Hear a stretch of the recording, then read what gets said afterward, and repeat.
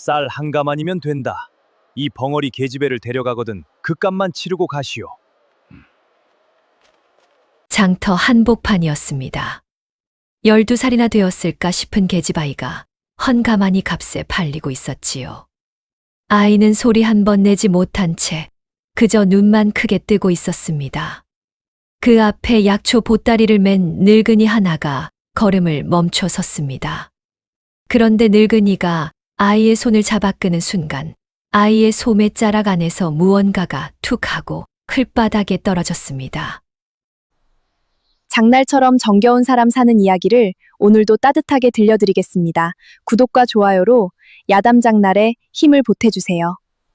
옛날 옛적 강원도 깊은 두매산골에 두식이라는 늙은 약초꾼이 살았습니다. 나이가 60을 넘긴 호랍이었지요.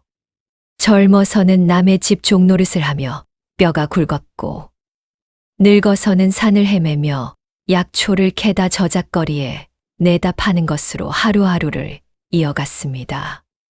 두식의 살림이라야 산자락에 얹힌 오두막 한 채가 전부였습니다.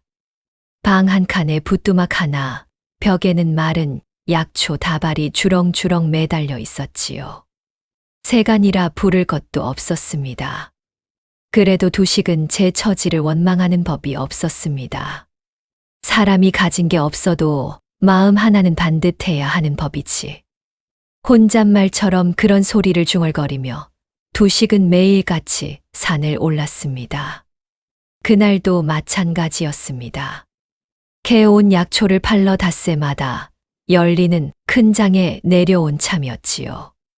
장터는 사람들로 북적였습니다. 그런데 유독 한 곳에 사람이 몰려 웅성거리고 있었습니다. 두식이 슬그머니 다가가 보니 웬 험상궂은 사내 하나가 어린 계집아이 하나를 앞에 세워 두고 값을 부르고 있는 것이었습니다. 자자, 헐값이오. 쌀 한 가마니면 이 계집을 데려가시오. 부려먹기 딱 좋은 나이 아니오. 사내의 이름은 방판돌이라 했습니다. 이 고을 저 고을을 떠돌며 사람이든 물건이든 사고 파는 거간꾼이었지요. 눈매가 사납고 말끝마다 이문을 따지는 자였습니다. 구경하던 아낙 하나가 물었습니다. 한데 저 아이는 어째서 말이 없소? 아까부터 한마디도 안 하는구먼. 방판돌이 코웃음을 쳤습니다. 아, 벙어리요, 벙어리. 소리를 못 내니 부려먹기는 오히려 편치. 잔말이 없잖소. 그 말에 사람들이 슬금슬금 물러섰습니다. 벙어리라는 소리에 다들 고개를 저었지요. 벙어리를 데려다 뭘 한단 말인가. 밥값도 못할 것을. 아이는 그 모든 소리를 다 듣고 있었습니다. 하지만 아무 말도 하지 못했지요. 그저 두 손을 앞으로 꼭 모은 채 흙바닥만 내려다보고 있었습니다. 12살 아이의 얼굴은 때에 저렇게 꾀죄죄했지만 눈동자만은 가을 물처럼 맑았습니다. 두식은 그 눈을 보았습니다. 그리고 어쩐 일인지 발걸음이 떨어지질 않았지요. 참으로 딱하구나. 두식이 저도 모르게 혼잣말을 흘렸습니다. 그 소리를 들은 방판돌이 냉큼 다가왔습니다. 영감님, 어떻소? 마침 일손이 필요해 보이는구먼. 이 아이 데려가시오. 값도 후하게 쳐드리리다. 나 같은 늙은이가 무슨 돈이 있어 사람을 사겠는가. 쌀 한 가마니면 돼요. 그것도 없으면 반 가마니라도 줬소. 두식은 잠시 아이를 바라보았습니다. 아이도 고개를 들어 두식을 마주 보았지요. 그 순간 두식의 가슴 한켠이 서늘하게 내려앉았습니다. 어디선가 본 듯한 눈빛이었기 때문입니다. 언제 어디서였는지는 도무지 떠오르지 않았지만 그 눈빛만은 가슴에 콕 박히는 것 같았습니다. 이상한 일이로구나. 처음 보는 아인데 어찌 이리 낯이 익을꼬. 두식이 그렇게 생각에 잠겨 있는데 방판돌이 아이의 팔을 거칠게 잡아 끌었습니다. 안 살 거면 비키시오. 다른 손님 받게. 그때였습니다. 아이가 끌려가지 않으려 몸을 뒤틀었고 그 서슬의 소매자락 안에서 무언가가 툭 하고 떨어졌습니다. 클바닥에 떨어진 것은 손바닥만 한 천 조각이었습니다. 낡고 색이 바랬지만 한쪽 귀퉁이에 붉은 실로 무언가 술을 놓은 흔적이 남아 있었지요. 아이가 화들짝 놀라 그것을 주우려 했습니다. 하지만 방판돌이 더 빨랐습니다. 이게 뭐야? 어디서 이런 걸 숨겨뒀어? 방판돌이 천 조각을 낚아채더니 이리저리 살펴보았습니다. 아이의 얼굴이 하얗게 질렸습니다. 소리 없는 입술이 파르르 떨렸지요. 아이는 두 손을 뻗어 그 천 조각을 돌려달라 애원했습니다. 하지만 목소리가 나오지 않으니 그저 몸짓뿐이었습니다. 두식은 그 모습을 가만히 지켜보았습니다. 그리고 방판돌의 손에 들린 천 조각을 보는 순간 다시 한번 가슴이 철렁 내려앉았습니다. 저 자수 무늬 어디서 보았더라. 두식의 머릿속에 무언가 아득한 기억이 스쳐 지나갔습니다. 하지만 붙잡으려 하면 안개처럼 흩어졌지요. 두식은 마른 침을 삼켰습니다. 이복에 그 천 조각은 아이 것 아닌가. 돌려주게. 아이 것이 어디 있소. 어차피 이 계집도 내 것인데. 방판돌이 천 조각을 아무렇게나 아이에게 던졌습니다. 아이는 얼른 그것을 주워 가슴에 꼭 품었습니다. 마치 세상에서 가장 귀한 보물이라도 되는 듯이 말이지요. 그 모습을 본 두식의 마음이 무너졌습니다. 저 어린 것이 가진 것이라곤 저 낡은 천 조각 하나뿐이구나. 그런데도 저리 애지중지하는 걸 보니 필시 무슨 사연이 있는 게 분명했습니다.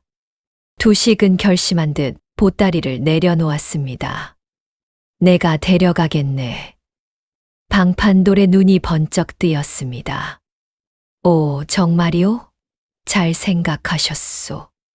쌀 한 가마니면 돼요. 쌀은 없네. 대신 오늘 판 약초 값이 여기 있으니 이걸로 하세. 두식이 꼬깃꼬깃한 엽전 꾸러미를 꺼내 놓았습니다. 그것은 두식이 반년을 산에서 고생에 모은 전부였습니다. 방판돌은 엽전을 세어보더니 못마땅한 듯 입맛을 다셨지만 이내 고개를 끄덕였습니다.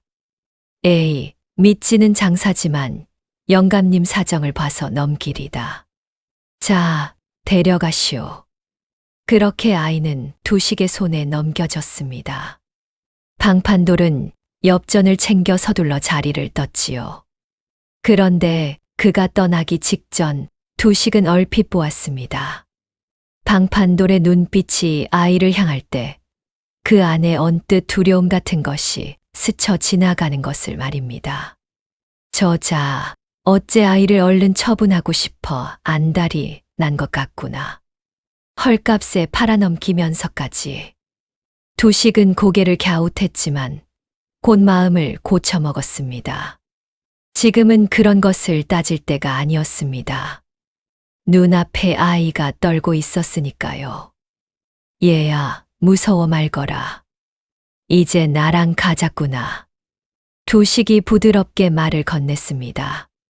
아이는 여전히 겁먹은 얼굴이었지만 두식의 눈빛에서 무언가를 느꼈는지 조금씩 경계를 풀었습니다.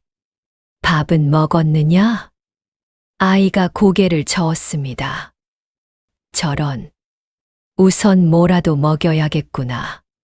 가자. 국밥이라도 한 그릇 사주마. 두식이 아이의 손을 잡았습니다. 아이의 손은 얼음장처럼 차가웠습니다. 그 작고 여인 손을 잡는 순간 두식은 이상하게도 눈시울이 뜨거워졌습니다. 제 자식도 없이 홀로 늙어온 세월이었습니다. 그런데 이 낯선 아이의 손을 잡으니 어쩐지 오래전에 잃어버린 무언가를 되찾은 것만 같았지요. 국밥집에 마주 앉아 두 식은 아이가 먹는 모습을 지켜보았습니다. 아이는 며칠을 굶었는지 허겁지겁 국밥을 넘겼습니다. 두 식이 제 몫의 밥까지 아이 그릇에 덜어 주었습니다.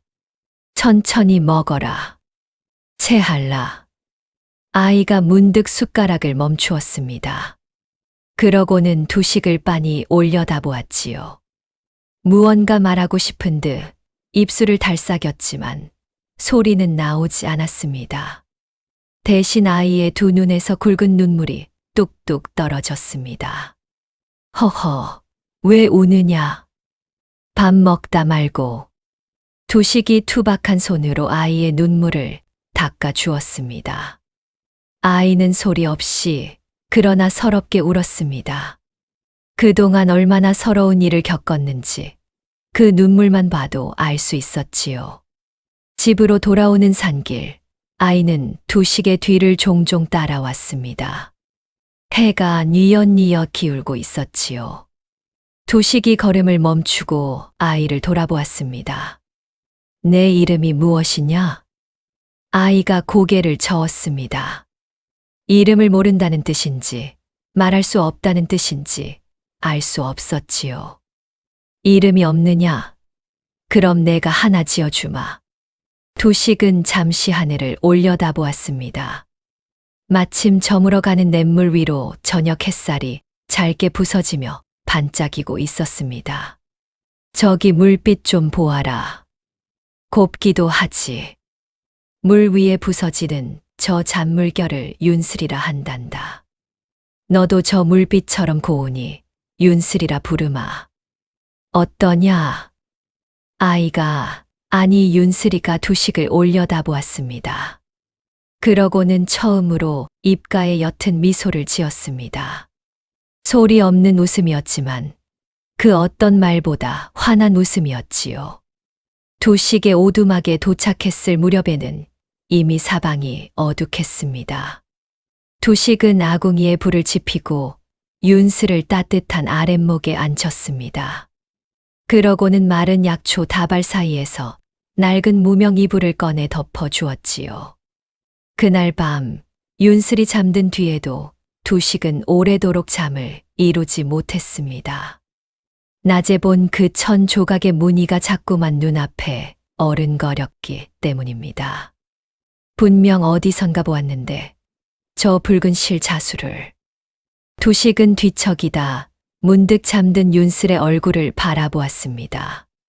잠결에도 아이는 가슴에 그 천 조각을 꼭 품고 있었습니다. 두 식은 조심스레 손을 뻗어 아이의 저고리 옷깃을 살짝 여며 주었습니다. 그러다 아이의 왼쪽 어깨깨가 언뜻 드러났는데 그곳에 붉은 반점 하나가 선명하게 찍혀 있는 것이었습니다. 두 식의 손이 우뚝 멈췄습니다. 심장이 쿵 하고 내려앉았습니다. 이건. 두 식의 입에서 낮은 신음이 새어 나왔습니다. 오래전, 아주 오래전에 보았던 무언가가 기억의 밑바닥에서 천천히 떠오르기 시작했습니다. 하지만 두 식은 애써 고개를 저었습니다. 그럴 리가 없다고, 세상에 그런 우연이 어디 있겠느냐고 스스로를 다독였지요. 그러나 한 번 떠오른 의심은 쉬이 가라앉지 않았습니다. 두 식은 밤새 뒤척이며 생각하고 또 생각했습니다. 이 아이는 대체 누구인가? 어디서 왔으며 어쩌다 저 험한 거간꾼의 손에 팔려오게 되었는가? 저 천 조각과 어깨의 반점은 무엇을 말하는가? 날이 밝을 때까지 늙은 약초꾼은 답을 찾지 못했습니다. 다만 한 가지, 이 아이를 결코 다시 놓아서는 안 된다는 것만은 분명히 알 수 있었지요. 세상 사람들은 저 아이를 두고 벙어리라 밥값도 못할 것이라 손가락질했습니다. 하지만 두 식은 알았습니다. 사람의 참된 값어치는 입에서 나오는 말로 정해지는 것이 아니라는 것을 말입니다. 참든 핏줄은 말로 우기는 게 아니라 몸이 먼저 아는 법이니라. 두식이 잠든 아이를 내려다보며 나직이 중얼거렸습니다. 그때는 그 말이 무슨 뜻인지 두식 자신도 온전히 알지 못했습니다. 하지만 훗날 이 말은 한 아이의 운명을 뒤바꾸는 열쇠가 되지요. 윤슬이 두식의 오두막에 온 지도 어느덧 보름이 지났습니다. 처음에는 낯선 곳이 무서웠는지 구석에만 웅크려 있던 아이도 이제는 조금씩 마음을 열기 시작했지요. 윤슬은 참으로 부지런한 아이였습니다. 아침이면 두식보다 먼저 일어나 아궁이에 불을 지폈고 물을 길어왔으며 방을 쓸고 닦았습니다. 누가 시킨 것도 아닌데 아이는 제 손으로 할 수 있는 일이라면 무엇이든 찾아서 했지요. 허허, 이 녀석아. 그런 것까지 안 해도 된다. 두식이 말려도 소용없었습니다. 윤슬은 그저 배시시 웃으며 하던 일을 계속했지요.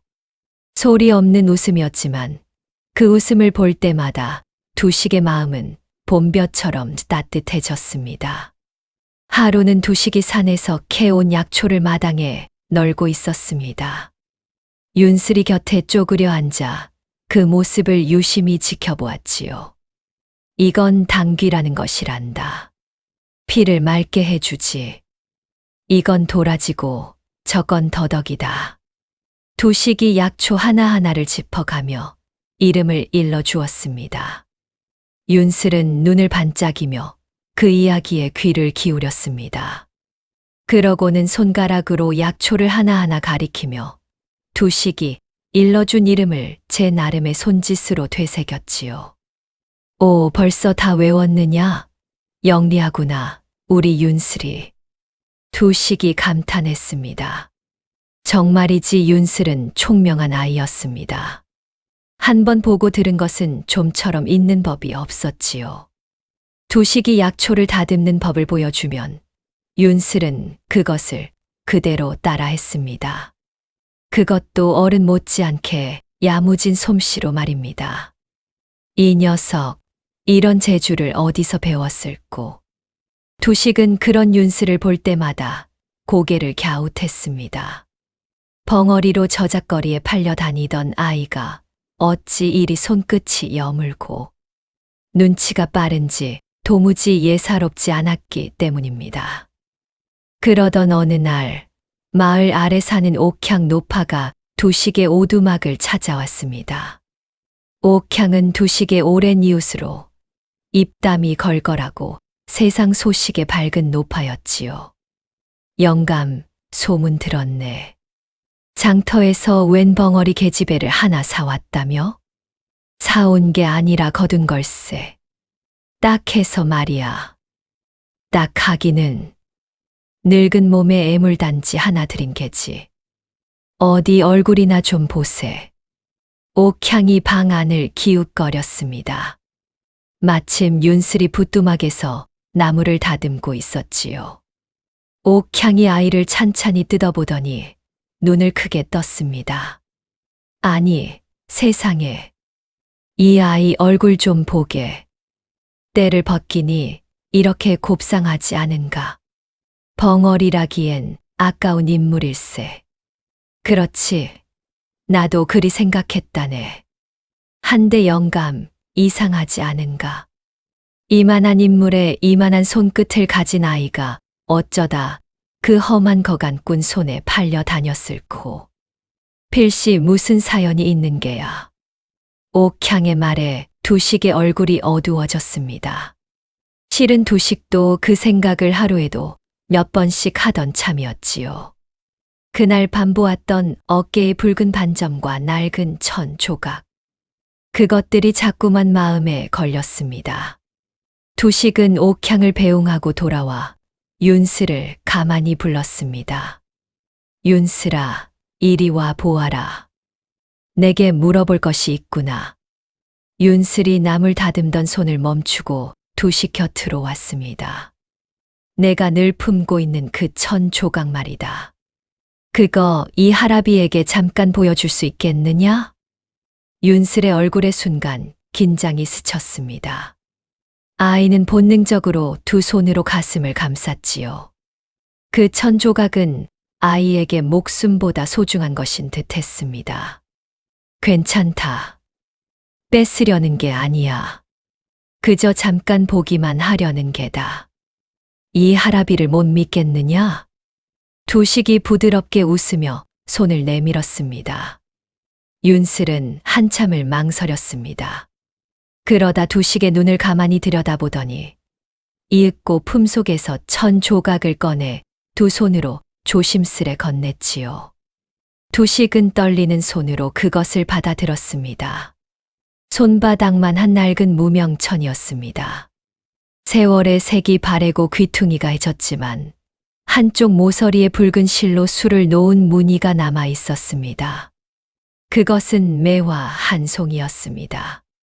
다섯 잎이 활짝 벌어진 붉은 매화였지요. 그런데 자세히 보니 그 매화는 온전한 것이 아니었습니다. 천 조각의 한쪽이 칼로 자른 듯 반듯하게 잘려 있었고 매화도 딱 절반만 남아 있었던 것입니다. 마치 원래는 2배쯤 되는 천에 매화 2송이가 수놓여 있었는데 그것을 반으로 갈라 놓은 듯 했습니다. 두식의 눈이 그 매화 무늬에 못 박혔습니다. 순간 오래전 기억이 본물처럼 밀려들었습니다. 이건 그 댁마님의 자수 솜씨가 아닌가. 두식의 손이 부들부들 떨렸습니다. 이제야 알 것 같았습니다. 이 낯익은 무늬가 어째서 그의 가슴을 그토록 서늘하게 만들었는지 말입니다. 두식은 젊은 시절 어느 큰 사대부가에서 종살이를 했더랬습니다. 강 건너 큰 고을에 자리 잡은 서 대감 댁이었지요. 서 대감은 인품이 후덕하고 아랫사람에게도 너그러운 어른이었습니다.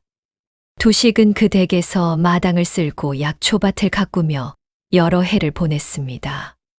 그 댁 안방마님은 손재주가 비상하기로 소문이 자자했습니다. 특히 붉은 실로 매화를 수놓는 솜씨는 온 고을에 견줄 이가 없었지요. 마님이 수놓은 매화는 어찌나 생생한지 금방이라도 향기가 풍길 것만 같았습니다. 이 매화 무늬 틀림없어. 서 대감댁 마님의 솜씨야. 두식이 넋을 놓고 중얼거렸습니다. 그런데 두식이 기억하기로 그 인자하던 마님은 몸이 약해 아기를 낳다가 세상을 떠났다고 했습니다. 두식이 그 댁을 떠난 지 얼마 되지 않아 들려온 슬픈 소식이었지요. 그렇다면 이 아이는 두식은 차마 그 다음 생각을 잊지 못했습니다. 너무나 엄청난 생각이었기 때문입니다. 두식은 떨리는 눈으로 윤슬을 바라보았습니다. 그러고 보니 아이의 이목구비가 어딘가 낯이 익었습니다. 특히 그 맑은 눈매가 두식이 젊은 날 배웠던 그 인자한 마님의 눈매를 꼭 빼닮은 것이었지요. 세상에 이럴 수가. 두식은 저도 모르게 뒷걸음질을 쳤습니다. 다리에 힘이 풀려 그 자리에 주저앉을 뻔했지요. 윤슬이 놀라 두식에게 다가와 그의 소매자락을 붙들었습니다. 무슨 일이냐는 듯 걱정스러운 눈으로 두식을 올려다보았지요. 아니다. 아무것도 아니야. 두식은 얼른 마음을 추슬렀습니다. 그러고는 천조각을 다시 곱게 접어 윤슬에게 돌려주었습니다. 자, 여기 있다. 잘 간직하거라. 이건 아주 귀한 것이니까. 윤슬은 천조각을 받아 다시 품에 넣었습니다. 그 모습을 보며 두식의 마음은 천갈래 만갈래로 찢어졌습니다. 만약 이 아이가 정말 서 대감댁의 핏줄이라면 어쩌다 이 지경이 되었단 말인가. 귀한 집 교수로 자랐어야 할 아이가 어찌하여 벙어리가 되어 저작거리에 팔려 다녔단 말인가. 그리고 어째서 아무도 이 아이를 찾지 않았단 말인가. 두식은 그날 밤도 뜬 눈으로 지새웠습니다. 생각하면 생각할수록 마음이 무거워졌지요. 이튿날 두식은 윤슬을 데리고 비싼 약수터로 향했습니다. 아이의 몸을 씻겨 주려는 참이었습니다. 맑은 물에 아이를 앉히고 등을 닦아주는데 두식의 눈이 다시 한번 아이의 왼쪽 어깨에 머물렀습니다. 붉은 반점이 거기 있었습니다. 손톱만 한 크기에 마치 붉은 꽃잎을 하나 붙여 놓은 듯한 선명한 반점이었지요. 두식은 그 반점을 보며 오래전 서 대감댁에서 들었던 이야기 하나를 떠올렸습니다. 마님이 산달을 앞두었을 무렵 하인들 사이에 이런 말이 돌았더랬습니다. 마님의 꿈에 붉은 매화가 어깨에 피어나는 태몽이 들었다고.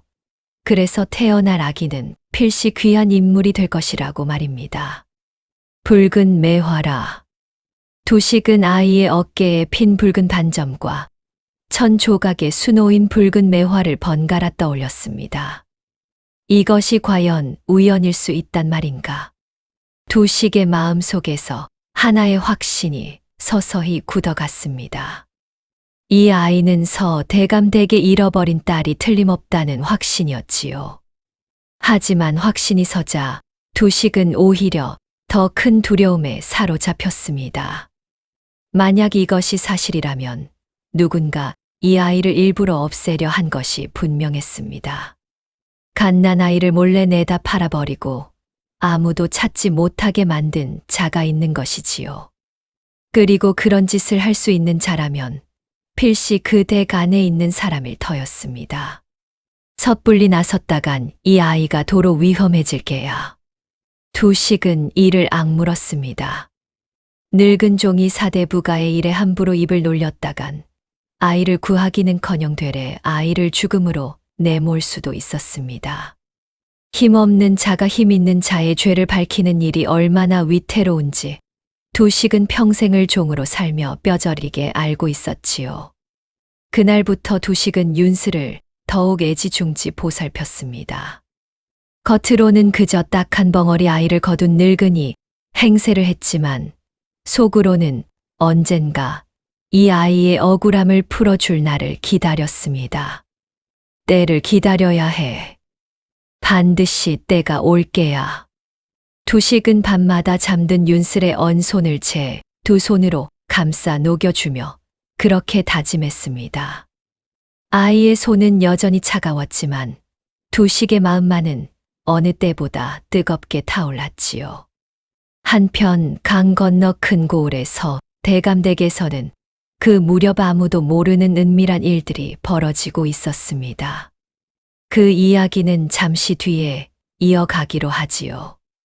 이제 강 건너 큰 고을에서 대감댁으로 이야기를 옮겨보겠습니다. 서 대감의 이름은 서시연이라 했습니다.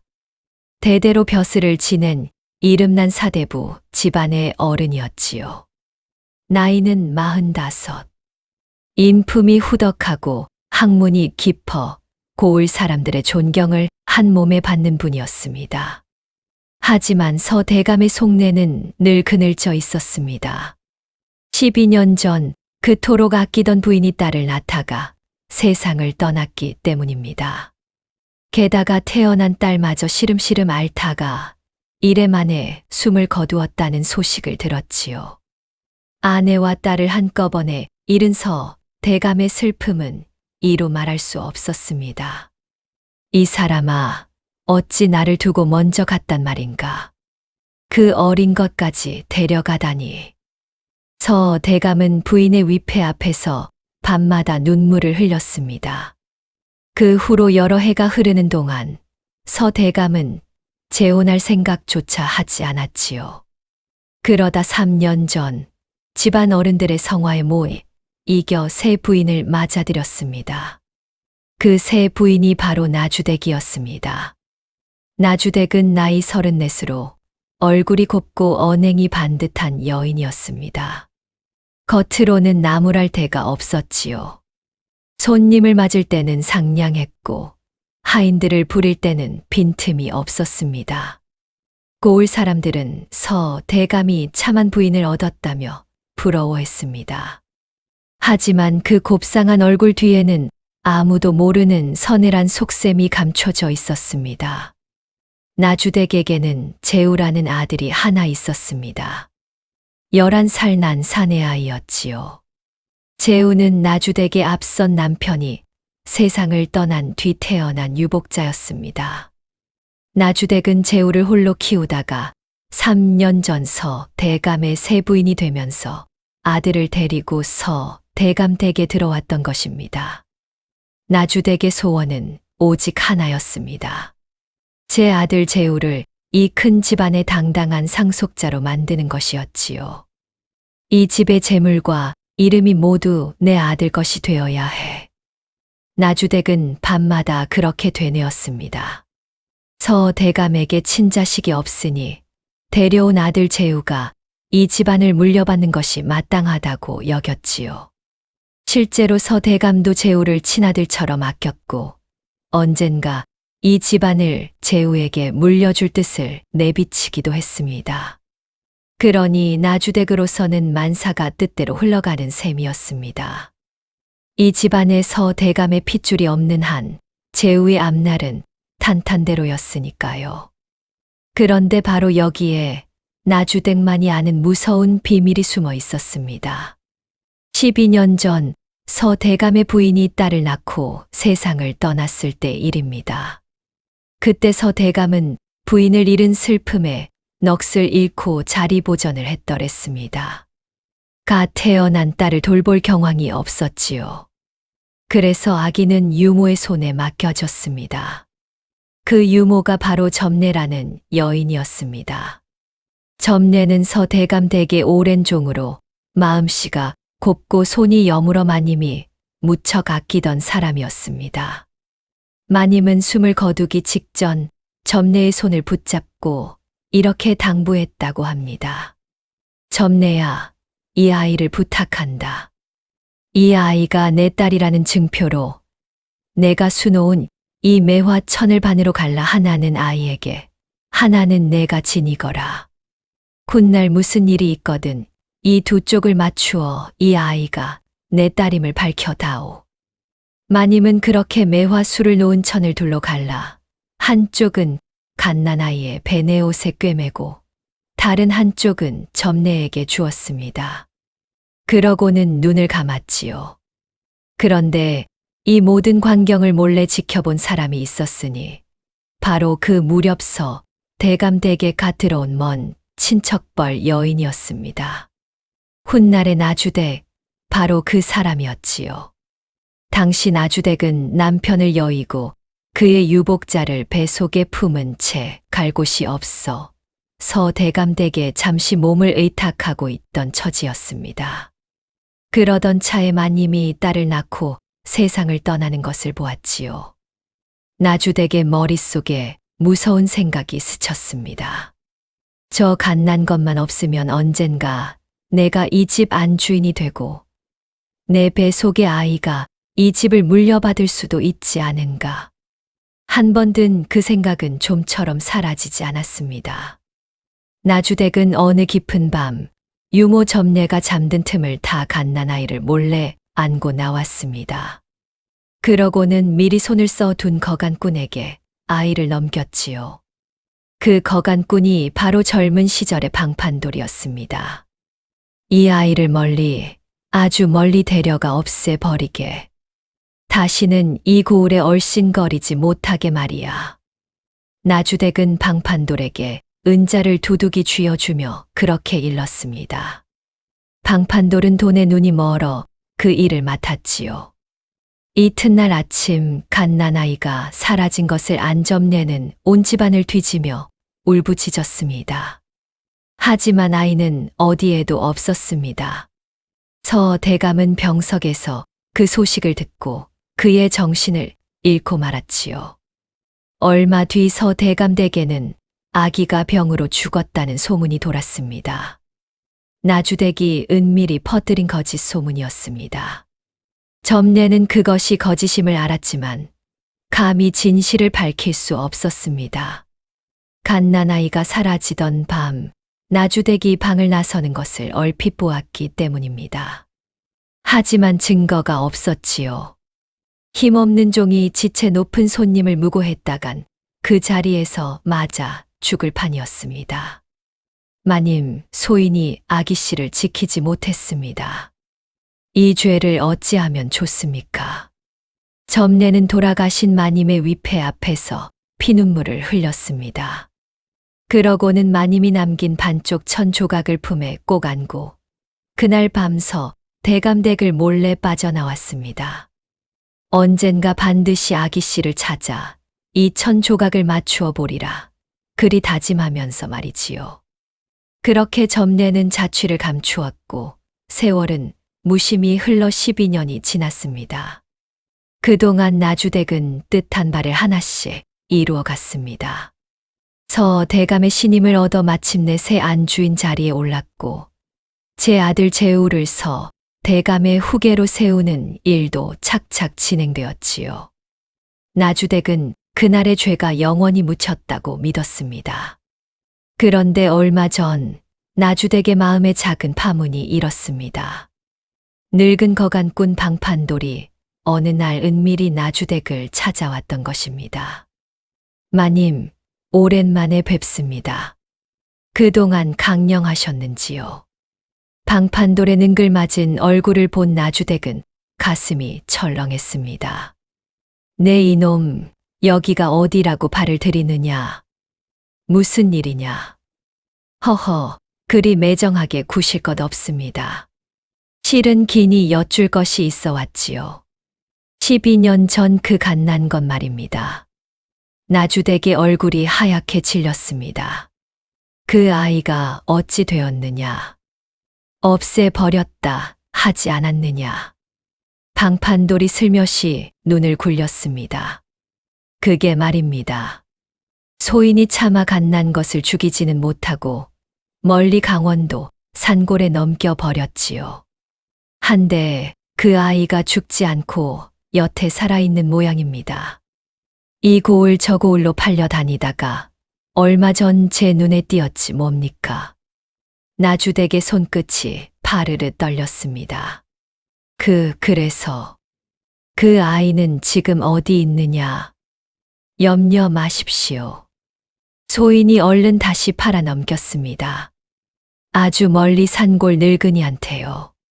한데 마님, 소인이 이 사실을 알고 가만히 있자니 목이 컬컬해서 말입니다. 입막음 값이라도 좀 후하게 쳐주셔야 하지 않겠습니까? 방판돌은 늙어서도 여전히 돈밖에 모르는 자였습니다. 나주댁의 약점을 잡아 한몫 뜯어낼 속셈이었지요. 나주댁은 이를 부드득 알았습니다. 하지만 지금은 이자의 입을 막는 것이 급했습니다. 나주댁은 은자를 두둑이 내주며 신신당부했습니다. 이 돈으로 입을 봉하거라. 그리고 그 아이가 어디 있는지 반드시 다시 알아내 오너라. 이번에는 확실하게 끝을 봐야겠다. 확실하게라 하시면 2번 다시 세상에 나타나지 못하게 하란 말이다. 나주댁의 두 눈에서 서늘한 살기가 뿜어져 나왔습니다. 방판돌은 그 눈빛에 잠시 흠칫했지만 이내 은자의 눈이 멀어 고개를 조아렸지요. 여부가 있겠습니까? 소인만 믿으십시오. 그런데 방판돌이 물러나기 전부터 방문 밖에는 제우가 숨죽인 채 서 있었습니다. 어머니를 찾으러 왔다가 방 안에서 낯선 사내의 목소리가 들리자 무심코 걸음을 멈춘 것이었지요. 제우는 방판돌이 12년 전 갓난 아이를 멀리 산골로 넘겼다는 말과 나주댁이 그 아이를 다시 찾아 이번에는 확실하게 끝을 보라고 명하는 말까지 고스란히 듣고 말았습니다. 방판돌이 은자를 챙겨 물러가자 홀로 남은 나주댁은 방 안을 서성이며 초조하게 중얼거렸습니다.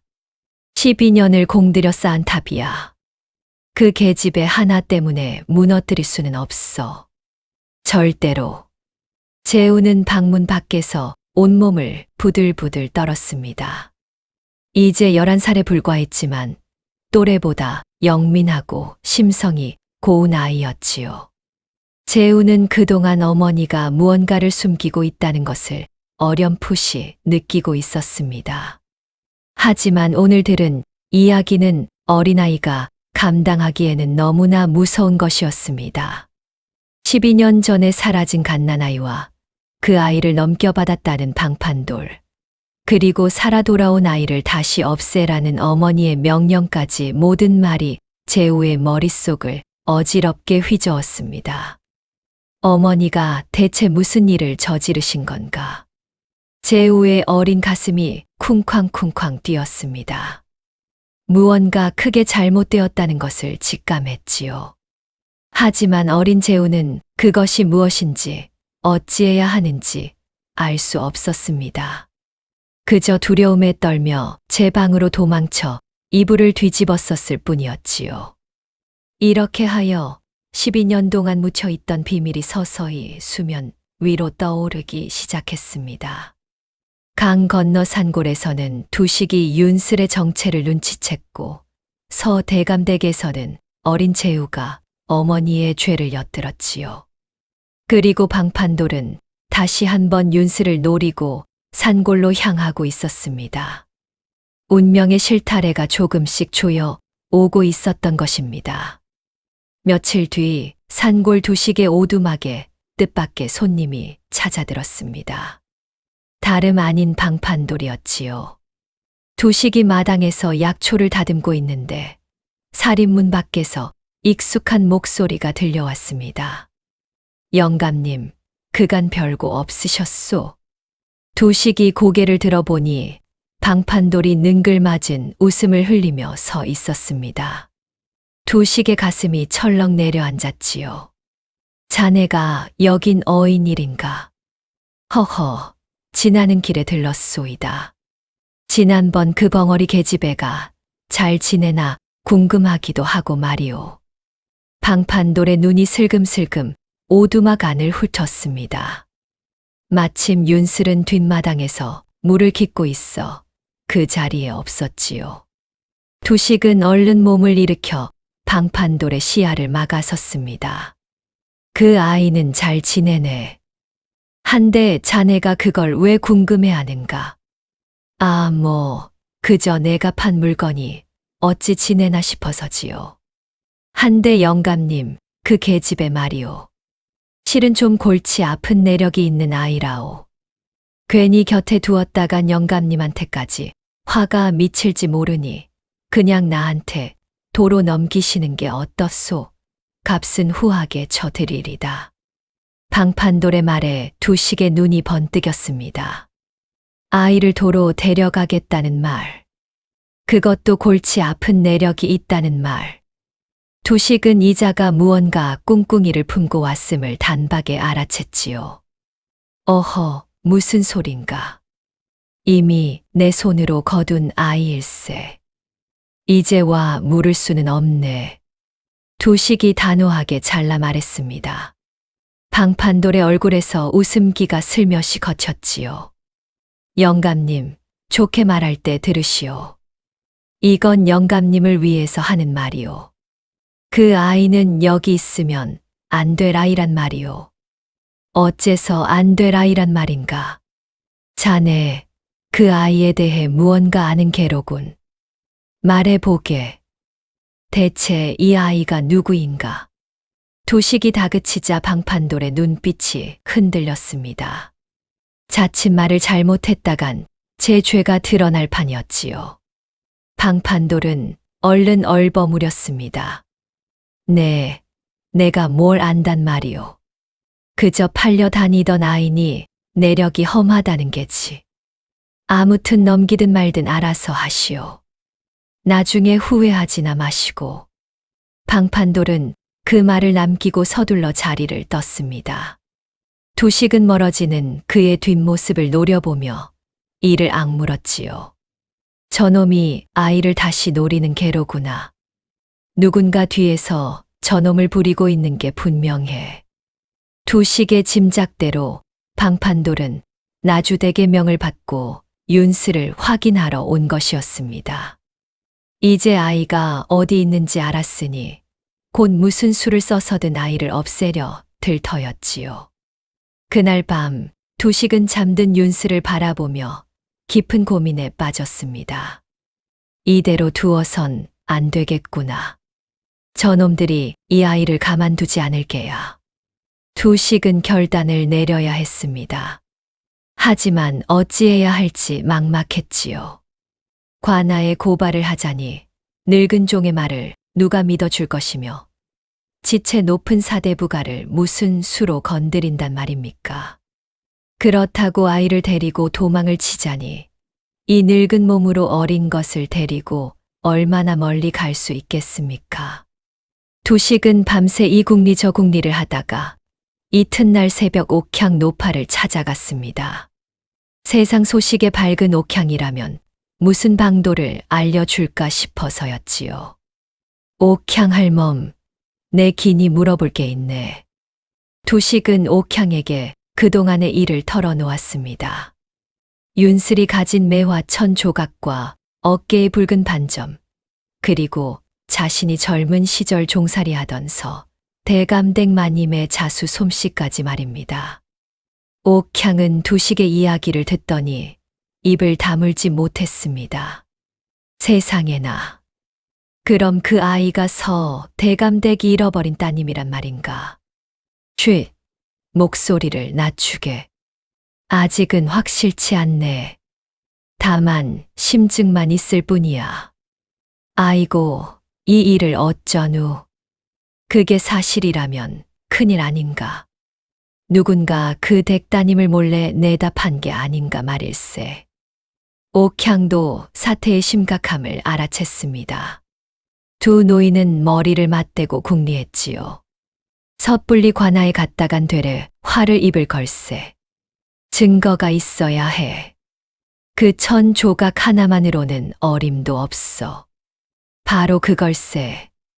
마님이 딸에게 남긴 증표라면 필시짝이 되는 무언가가 더 있을 게야. 그걸 찾아야 하는데. 두식은 문득 오래전서 대감댁에서 들었던 이야기를 떠올렸습니다.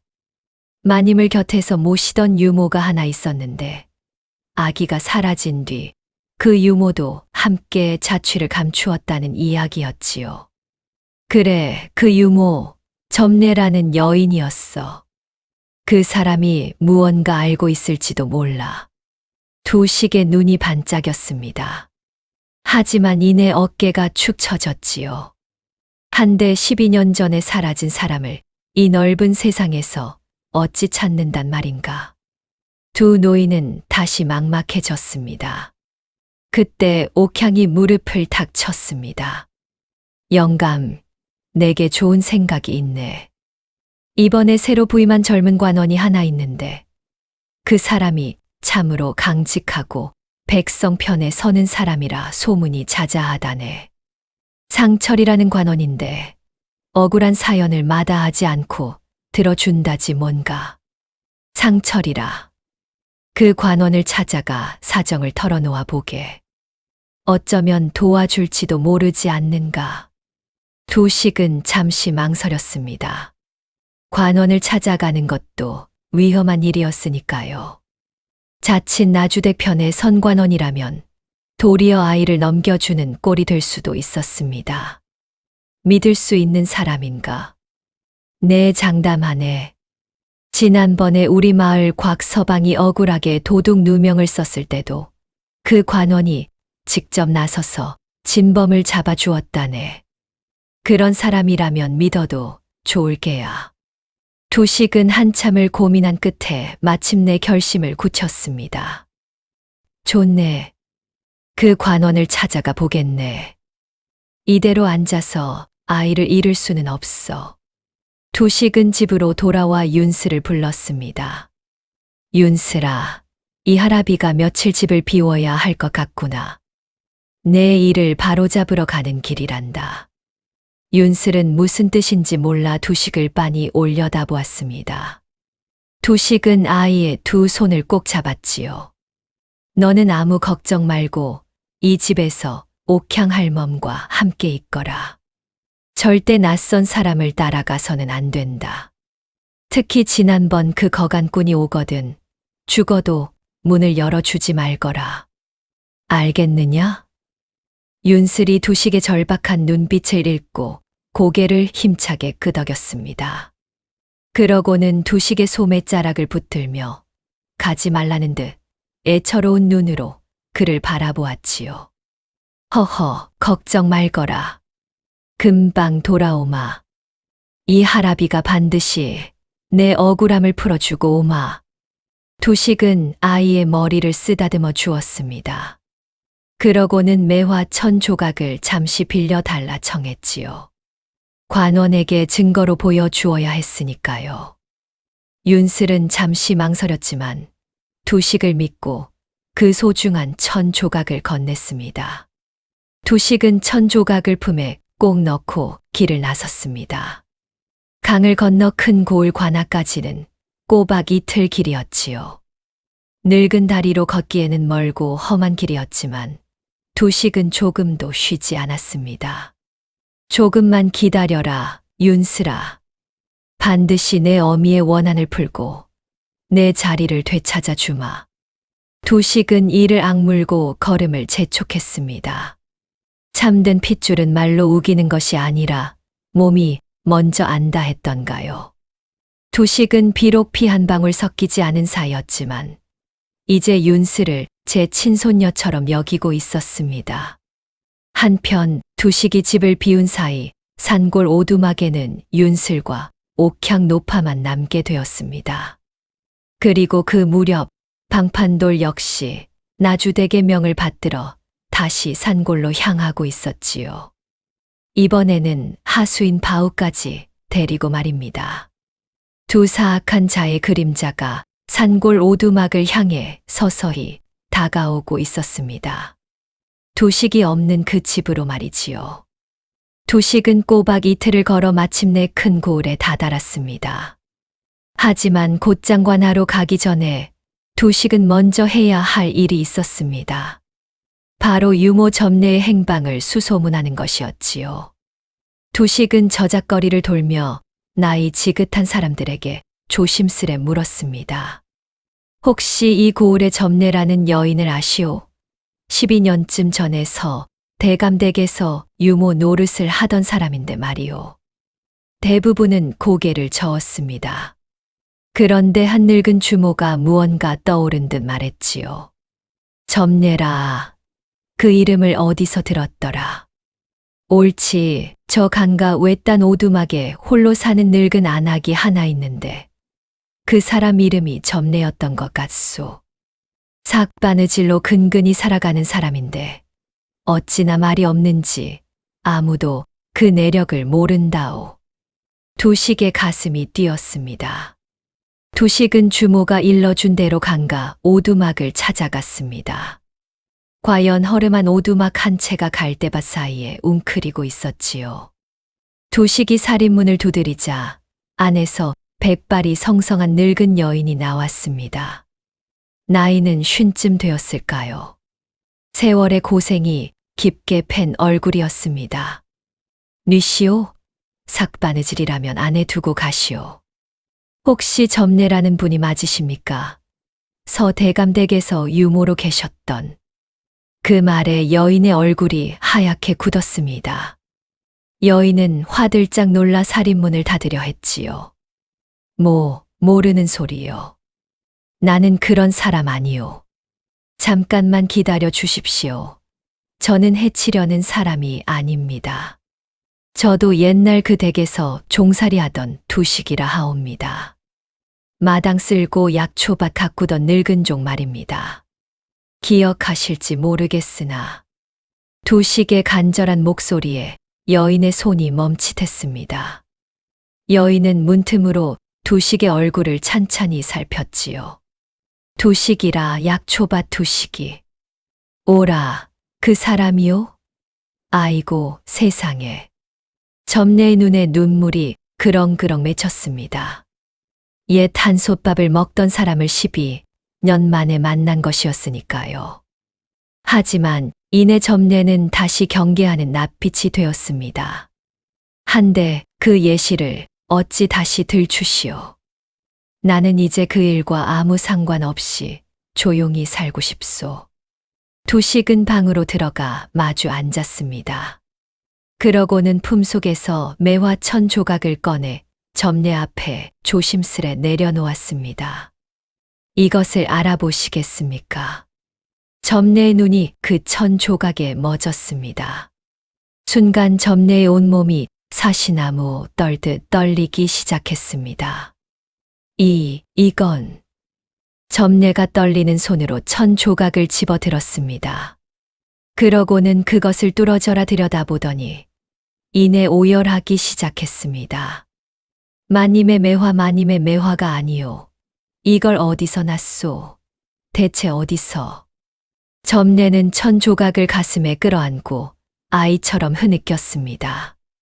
두식은 그 모습을 보며 이제야 모든 것이 맞아떨어지고 있음을 확신했지요. 진정하십시오. 실은 두식은 그동안의 일을 하나도 빠짐없이 들려주었습니다. 장터에서 벙어리로 팔려 다니던 아이를 거둔 일, 그 아이가 이 1000조각을 품고 있던 일, 아이의 왼쪽 어깨에 붉은 반점이 있던 일까지 말입니다. 점례는 두식의 이야기를 들으며 몇 번이고 통곡했습니다. 살아 있었구나. 우리 아기씨가 살아 있었어.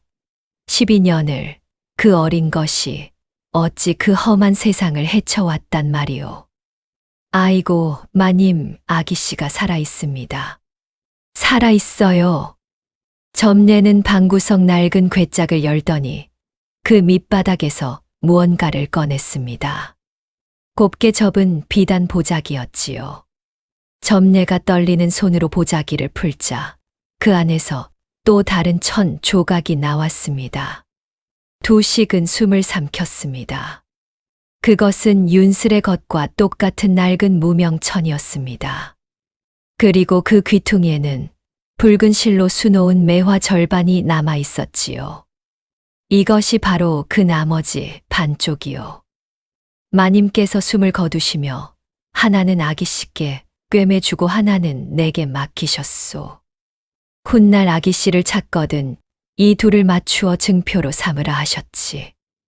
두식이 2000조각을 나란히 놓았습니다. 그러자 놀라운 일이 벌어졌습니다. 반으로 갈렸던 매화 무늬가 감쪽같이 하나로 이어지는 것이었습니다. 두 송이의 붉은 매화가 활짝 피어난 온전한 무늬로 말이지요. 세상에 딱 맞아떨어지는구나. 두식과 점례는 한동안 말을 잊지 못했습니다. 12년 세월을 건너 마침내 두 조각이 만난 것이었습니다. 점례가 눈물을 훔치며 말했습니다. 두식이 이제 알겠소. 그날 밤 아기씨를 데려간 자가 누구인지. 나는 처음부터 알고 있었소이다. 그게 누구입니까? 지금 그댁 안방마님으로 앉은 나주댁, 바로 그 여인이오. 그때는 갈 곳 없어 얹혀 살던 먼 친척벌이었지. 아기씨가 사라지던 밤, 그 여인이 방을 빠져나가는 걸 내 두 눈으로 똑똑히 보았소. 한데 종년 주제에 무슨 증거로 그 지체 높은 손님을 고발하겠소. 나는 무서워서 도망칠 수밖에 없었소. 점례는 지난 12년의 회한을 쏟아냈습니다. 아기씨를 지키지 못한 죄책감에 하루도 마음 편할 날이 없었다고, 언젠가 반드시 아기씨를 찾겠다는 일념으로 이 1000조각 하나를 붙들고 버텨왔다고 말이지요. 두식은 점례의 손을 굳게 잡았습니다. 이제 되었습니다. 두 분이 그토록 지켜온 것이 헛되지 않았습니다. 이 두 조각이면, 그리고 유모님의 증언이면 반드시 아기씨의 억울함을 풀 수 있습니다. 함께 관하로 갑시다. 관하라니. 정말들 성십소. 그 나주댁은 이제 서대감댁 안주인이요. 힘없는 우리 늙은이 둘이 무슨 수로. 이번에 새로 온 관원이 강직하기로 소문이 자자하다 들었습니다. 그 사람을 믿어봅시다. 우리에게는 이 증표와 유모님의 증언이 있지 않습니까? 그리고 무엇보다 아기 씨 몸에 있는 붉은 반점이 있습니다. 점례가 눈을 크게 떴습니다. 붉은 반점 그렇지. 마님께서 태몽에 붉은 매화가 어깨에 피는 꿈을 꾸셨다 하셨소.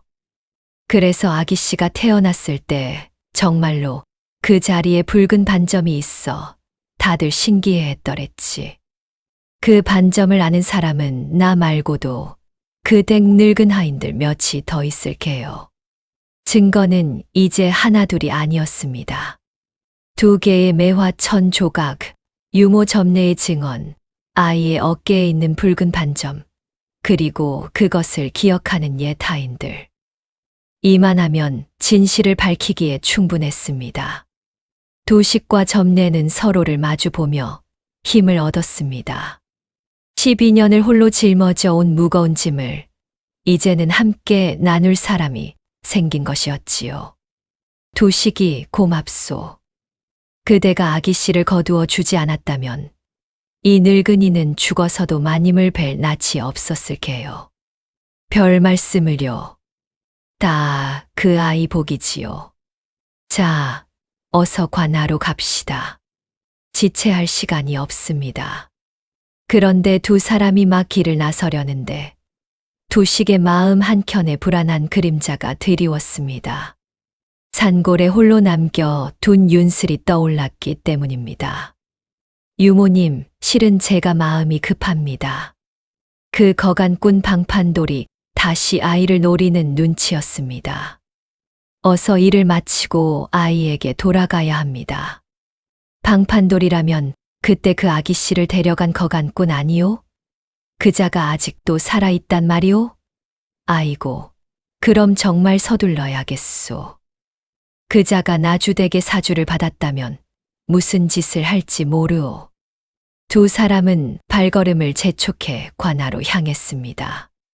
하지만 이미 산골에서는 도식의 불안이 현실이 되고 있었습니다.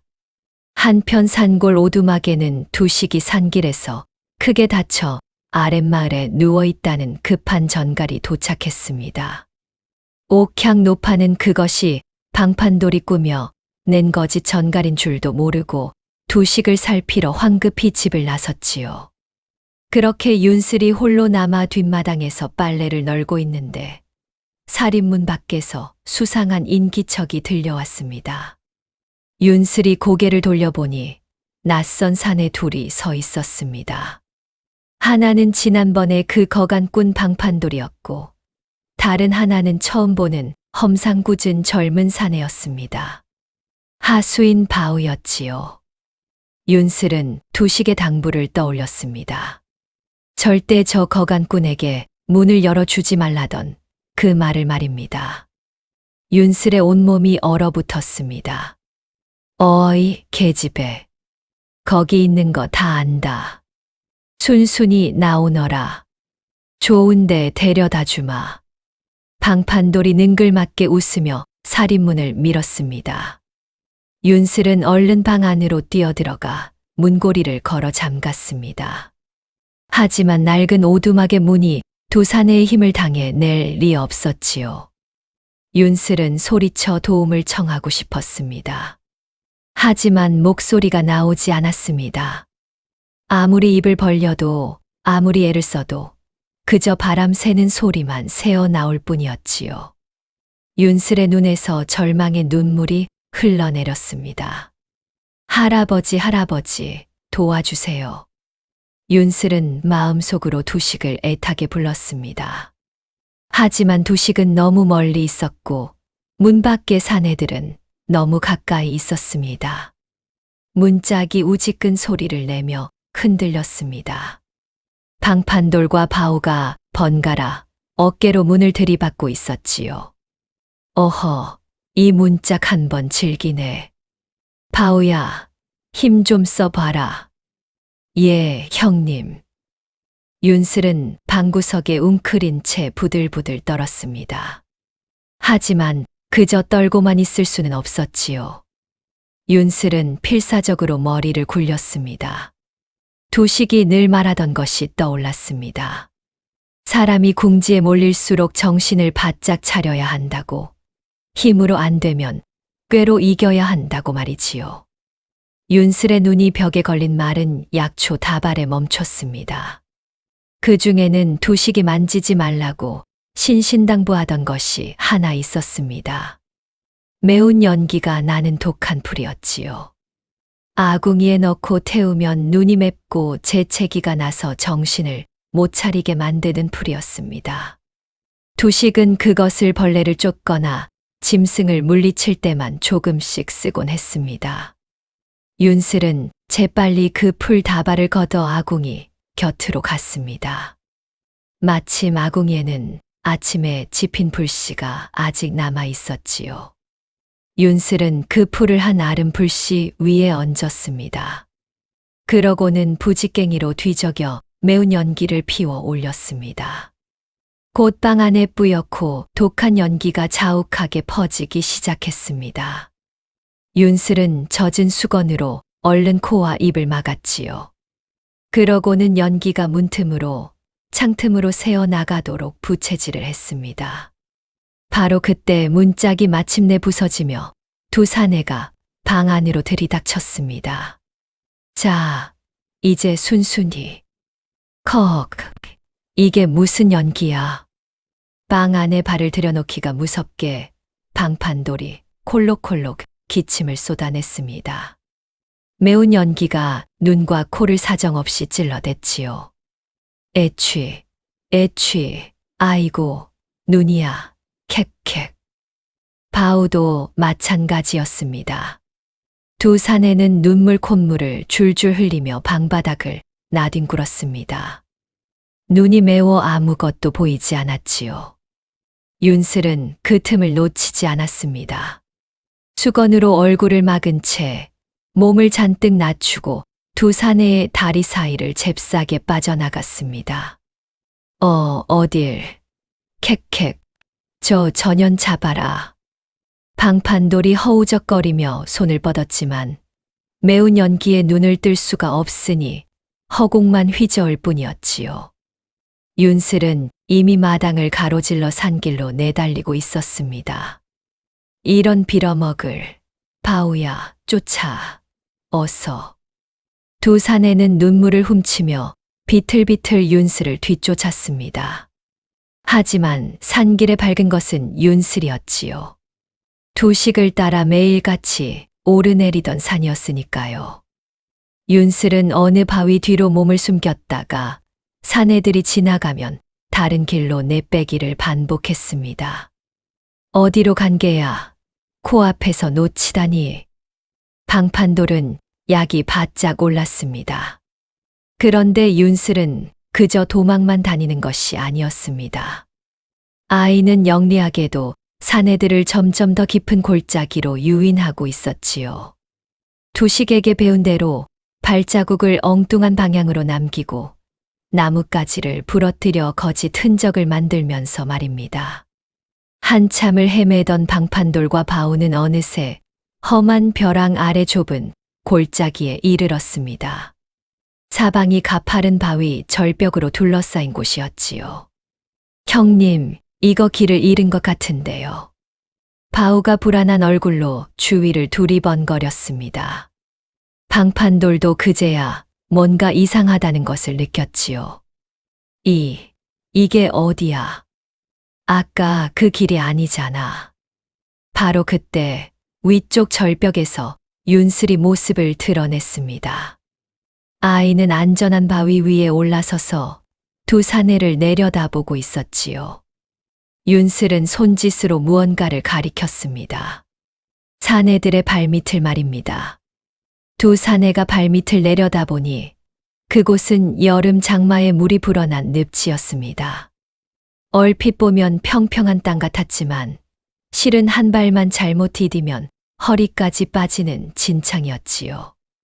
으악, 이게 뭐야? 앞서 걷던 바우가 그만 진창에 발이 빠져 버렸습니다. 발을 빼려 할수록 몸이 점점 더 깊이 빨려 들어갔지요. 형님, 살려주세요. 몸이 빠져요. 이놈아, 가만히 있어. 움직이면 더 빠진다. 방판돌이 바울을 붙들어 주려다 저까지 진창에 발이 빠지고 말았습니다. 두 사내는 진흙탕 속에서 허우적거리며 아우성을 쳤습니다. 온몸이 진흙범벅이 되어 그 꼴이 말이 아니었지요. 절벽 위의 윤슬은 그 모습을 보며 잠시 망설였습니다. 저들이 나쁜 사람이긴 해도 저대로 두면 목숨이 위태로울 수도 있었으니까요. 마음씨 고운 윤슬은 차마 사람이 죽는 것을 두고 볼 수 없었습니다. 윤슬은 근처의 굵은 칠넝쿨을 끊어다 절벽 아래로 던져 주었습니다. 이것을 붙잡고 나오라는 뜻이었지요. 방판돌과 바오는 그 칠넝쿨을 붙잡고 겨우겨우 진창에서 기어 나왔습니다. 온몸이 진흙투성이가 된 채 헐떡이며 말이지요. 에잇, 퇴퇴. 저 벙어리 계집애가 사람을 뭘로 보고. 방판돌은 진흙을 뱉어 내며 이를 갈았습니다. 하지만 자신을 살려준 것이 바로 그 아이라는 사실에 잠시 머쓱한 표정이 스쳤지요.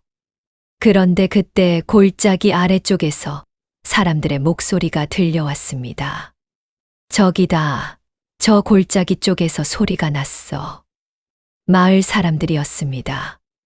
옥향 노파가 집에 돌아와 오두막이 엉망이 된 것을 보고 불이 나게 마을 사람들을 불러 모아 달려온 것이었지요. 앞장선 옥향이 절벽 위의 윤슬을 발견하고 소리쳤습니다. 아이고, 윤슬아, 무사했구나. 저기 저 진흙탕에 빠진 놈들이 널 해치려던 놈들이지. 마을 장정들이 우르르 몰려들었습니다.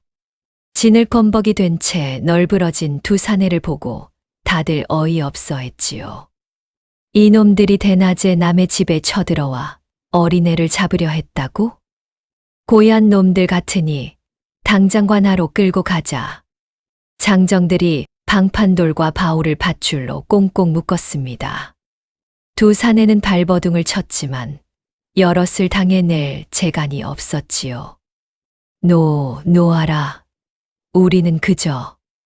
닥쳐라. 이놈, 어린애를 겁박한 죄 관아에서 톡톡히 치를 줄 알아라.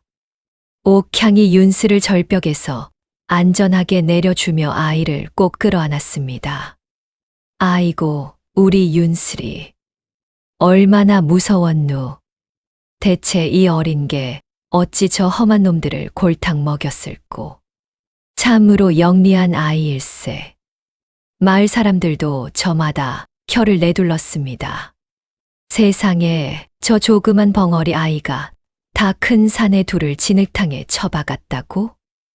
약초 연기로 눈을 못 뜨게 하고 늪으로 유인했다지 뭔가.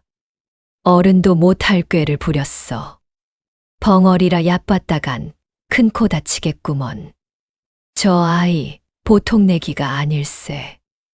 윤슬은 사람들의 칭찬에 수줍은 듯 고개를 숙였습니다. 소리는 못 내도 아이의 얼굴에는 안도의 빛이 가득했지요. 마을 사람들은 두 사내를 끌고 관아로 향했습니다. 마침 잘된 일이었지요. 방판돌과 바우가 붙잡혔으니 이제 진실을 밝힐 실마리가 하나 더 생긴 셈이었습니다. 그런데 관아로 끌려가는 길에 겁에 질린 바우가 슬며시 방판돌에게 속삭였습니다. 형님, 이대로 관아에 끌려가면 우리 죄가 다 드러나는 거 아닙니까? 그럼 나주댁 마님 일까지. 쉿, 입 다물어, 이놈아. 여기서 그 이름을 함부로 꺼내면 우리 목이 달아나. 방판돌이 다급히 바우의 입을 막았습니다. 하지만 이미 늦었지요. 곁에서 그 말을 얼핏 들은 마을 장정 하나가 고개를 갸웃했습니다. 나주댁 마님, 그 이름이 왜 나와? 방판돌의 얼굴이 흙빛으로 변했습니다. 진흙보다 더 시커멓게 말이지요. 이렇게 하여 두식과 점례가 관하로 향하는 동안 산골에서는 방판돌과 바오가 마을 사람들 손에 붙잡혀 같은 관하로 끌려가고 있었습니다. 흩어져 있던 이야기의 실들이 마침내 한 곳으로 모여들기 시작한 것이었지요. 그리고 그 한 곳이란 바로 강직한 젊은 관원 상철이 있는 고을 관하였습니다. 한편 두식과 점례는 마침내 고을 관하에 다다랐습니다. 두 늙은이는 관아 앞에서 잠시 숨을 골랐지요. 유모님 준비되셨습니까?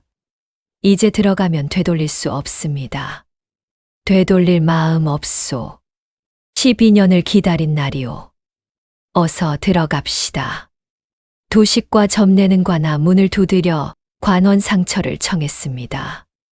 상철은 나이 32의 젊은 관원이었습니다. 강직하고 총명하기로 소문난 사람이었지요. 상철은 두 늙은이의 사연을 듣더니 정색을 하고 귀를 기울였습니다. 그러니까 서대감댁이 잃어버린 따님이 살아있고 지금 그 댁 안방마님이 12년 전 그 아이를 몰래 내다 팔았다는 말이오? 그렇습니다. 나리. 여기 증거가 있습니다. 두식은 매화 1000조각 2개를 나란히 내놓았습니다. 점례도 자신이 서 대감댁 유모였음을 밝히고 그날 밤 목격한 일을 낱낱이 아뢰었지요. 상철은 2조각이 딱 맞아떨어지는 매화 무늬를 보고 또 점례의 절절한 증언을 들으며 표정이 점점 굳어갔습니다. 이 일이 사실이라면 실로 엄청난 죄요. 양갓집 교수를 몰래 팔아넘긴 것도 모자라 이제와 그 아이를 아주 없애려 한다니. 내 반드시 진상을 파헤치겠소. 상철은 두식과 점례를 관아 안에 머물게 한 뒤 두 사람이 내놓은 증표와 증언을 하나씩 다시 살폈습니다. 나주댁처럼 힘있는 사대부가의 안주인을 죄인으로 세우려면 작은 빈틈조차 없어야 했기 때문이지요. 그렇게 이틀이 흐른 뒤 관아 밖이 갑자기 소란스러워졌습니다. 산골에서 먼 길을 걸어온 마을 사람들이 방판돌과 바오를 밧줄에 묶어 끌고 들어온 것이었습니다. 관원 날이 여기 어린아이를 겁박하고 납치하려던 놈들을 잡아왔습니다. 두식은 끌려온 두 사내를 보고 소스라치게 놀랐습니다. 저놈은 방판돌 아닌가? 그럼 산골에 두고 온 윤슬이는? 두식의 얼굴이 새하얗게 질렸습니다. 그때 마을 장정 하나가 얼른 나섰지요. 아, 그 벙어리 아이는 무사합니다. 오히려 이놈들을 진흙탕에 쳐박고 골탕을 먹였지 뭡니까? 지금 옥향 할머니가 잘 돌보고 있으니 염려 마십시오. 두식은 그제야 가슴을 쓸어내렸습니다. 어린 것이 제 힘으로 위기를 벗어났다니 대견하고 또 안쓰러워 눈시울이 붉어졌지요. 상철은 붙잡혀 온 방판돌을 매섭게 다그쳤습니다. 네 이놈. 저 늙은이가 이르기를 12년 전 내가 서 대감댁 갓난아이를 넘겨받았다 하는데 사실이냐? 방판돌은 시치미를 뚝 뗐습니다. 무슨 말씀이신지 소인은 모르는 일입니다. 그저 산골에서 도망친 계집종을 잡으러 갔을 뿐입니다요. 거짓말 마라. 그럼 어찌하여 내 하수인이 나주댁의 이름을 입에 올렸느냐? 여기 그것을 들은 증인이 있다. 상철이 마을 장정을 가리켰습니다. 방판돌의 눈이 흔들렸지요. 그러나 방판돌은 노회한 자였습니다. 쉽게 무너지지 않았지요. 그것은 저놈이 헛소리를 짓거린 것입니다. 나주댁이라니 소인은 그런 분을 알지도 못합니다.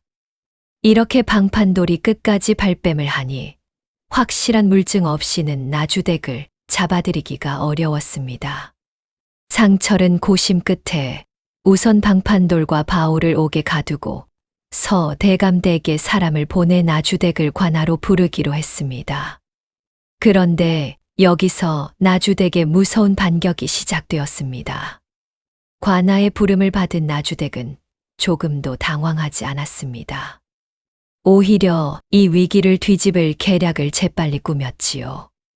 나주댁은 우선 옥에 갇힌 방판돌에게 은밀히 사람을 넣어 이렇게 전했습니다. 끝까지 입을 다물면 내 처자식을 평생 먹여 살려주마. 허나 입을 여는 날에는 내 놈 일가가 하나도 살아남지 못할 것이다. 돈과 협박을 동시에 받은 방판돌은 더욱 굳게 입을 다물기로 했습니다. 그 다음 나주댁은 관아에 나아가 오히려 두식과 점례를 무고죄로 몰아세웠습니다. 관원날이 이 늙은 것들이 어디서 헌천 조각 2개를 주워 들고 와서는 감히 사대부가를 능멸하고 있사옵니다. 저 두식이라는 자는 옛날 우리 시댁에서 종살이하다 쫓겨난 자이없고 저 점례라는 여인도 도망친 계집종이옵니다. 도망 노비 둘이 앙심을 품고 이런 흉계를 꾸민 것이 분명하옵니다. 나주댁은 곱게 눈물까지 훔치며 애처로운 척을 했습니다. 지체 높은 마님의 말인지라 관아의 다른 아전들은 슬며시 나주댁 편으로 기우는 눈치였지요. 저 천조각이 우리 시어머님 것이라는 증거가 어디 있사옵니까? 매화 수야 세상에 흔하디흔한 무늬가 아니옵니까? 그리고 설령 우리 시댁 물건이라 한들 저 도망 노비들이 예전에 훔쳐 나간 것을 이제와 증표라 우기는 것일 수도 있지 않사옵니까? 나주댁의 말은 교묘했습니다. 듣고 보니 그럴 듯도 했지요. 천 조각만으로는 그 아이가 서대감댁 핏줄이라는 결정적 증거가 되지 못했습니다. 점례의 증언 역시 도망 노비의 말이라 하여 신빙성을 의심받았지요. 상철은 난감해졌습니다. 심증은 확실했지만 물증이 부족했던 것입니다. 나주댁은 그 틈을 파고들며 더욱 기세를 올렸습니다. 날이 저 늙은 것들을 당장 무고죄로 벌하여 주시옵소서. 지체 높은 가문을 이리 능멸하는 죄를 그냥 두어서는 아니 되옵니다. 두식과 점례는 억울함에 몸을 떨었습니다. 날이 그렇지 않습니다. 저 여인이 지금 죄를 덮으려고 도리어. 닥치거라. 도망 노비 주제에 감히 언의 안전이라고. 나주댁이 표독스럽게 두식의 말을 끊었습니다. 상황은 점점 나주댁에게 유리하게 흘러갔지요. 이대로라면 진실이 밝혀지기는커녕 두식과 점례가 되레 벌을 받게 될 판이었습니다. 바로 이것이 나주댁의 무서운 점이었습니다. 나주댁은 죄를 짓고도 뻔뻔하게 눈물을 흘렸고 힘없는 자들의 진실을 도망 노비의 거짓말로 몰아붙였지요. 힘 있는 자의 거짓이 힘없는 자의 진실을 짓밟으려 하고 있었습니다. 두식은 절망 속에서도 마지막 카드를 꺼냈습니다. 날이 그렇다면 그 아이의 몸을 살펴봐 주십시오. 서대감댁 따님은 태어날 때부터 왼쪽 어깨에 붉은 매화 반점이 있었다 하옵니다. 이는 그 댁마님의 태몽에서 비롯된 것으로 예타인들이 다 아는 사실입니다. 지금 그 아이의 어깨에 바로 그 반점이 있사옵니다. 그 말에 나주댁의 얼굴이 순간 굳었습니다. 붉은 반점. 나주댁도 그것을 기억하고 있었기 때문입니다. 갓난아이를 안고 나오던 그날 밤 아이의 어깨에서 보았던 그 붉은 반점을 말이지요. 그 반점을 잊고 있었구나. 큰일이다. 나주댁은 속으로 아차 싶었지만 겉으로는 태연을 가장했습니다. 붉은 반점이라니. 그런 반점은 아무 아이한테나 있을 수 있는 것 아니옵니까? 그것이 무슨 증거가 된단 말이옵니까? 하지만 상철의 눈빛이 달라졌습니다. 상철은 나주댁의 얼굴에 스친 그 찰나의 동요를 놓치지 않았던 것입니다. 마님, 방금 그 반점 이야기에 어찌 그리 낯빛이 변하셨소? 변하다니요. 소희는 그저 좋소. 그렇다면 그 아이를 이리로 데려오게 합시다. 아이의 어깨를 살피고 예타인들을 불러 대지라면 진실이 드러날 것 아니오. 마님께서 떳떳하시다면 마다할 이유가 없겠지요. 상철의 말에 나주댁은 말문이 막혔습니다. 아이를 데려와 예타인들과 대지를 시킨다면 붉은 반점이 드러나고 진실이 밝혀질 판이었으니까요. 나주댁의 머릿속이 복잡하게 돌아갔습니다. 어떻게든 그 아이가 관아에 오는 것을 막아야 했습니다. 아이가 오기 전에 무슨 수를 써서든 그 아이를 없애버려야 한다는 무서운 생각이 다시금 고개를 들었지요. 날이 소희는 몸이 좋지 않아 이만 물러가 쉬어야겠사옵니다. 대질이든 무엇이든 내일 다시 하시지요. 나주댁은 서둘러 자리를 들여 했습니다. 시간을 벌어 아이를 처치할 속셈이었지요. 하지만 상철이 그것을 허락할 리 없었습니다. 아니 돼요. 마님은 오늘 이 관아에 머물러 계셔야겠소. 진상이 밝혀질 때까지 말이오. 상철은 나주댁을 관아에 붙잡아 두었습니다. 그러고는 즉시 산골로 사람을 보내 윤스를 안전하게 관아로 모셔 오도록 명했지요. 이와 함께 서대감댁의 예타인들 중 그 시절을 기억하는 이들도 모조리 불러들이라 일렀습니다. 이제 진실이 밝혀질 날이 코앞으로 다가왔습니다. 하지만 궁지에 몰린 나주댁이 순순히 물러설 리 없었지요. 나주댁은 관아에 갇힌 몸으로도 마지막 발악을 준비하고 있었습니다. 그리고 이 모든 일을 서대감댁의 어린 재우가 숨죽여 지켜보고 있었습니다. 어머니의 죄가 하나둘 드러나는 것을 보며 재우의 어린 가슴은 찢어질 듯 아팠지요. 궁지에 몰린 나주댁은 관아에 붙잡힌 몸으로도 마지막 발악을 시작했습니다.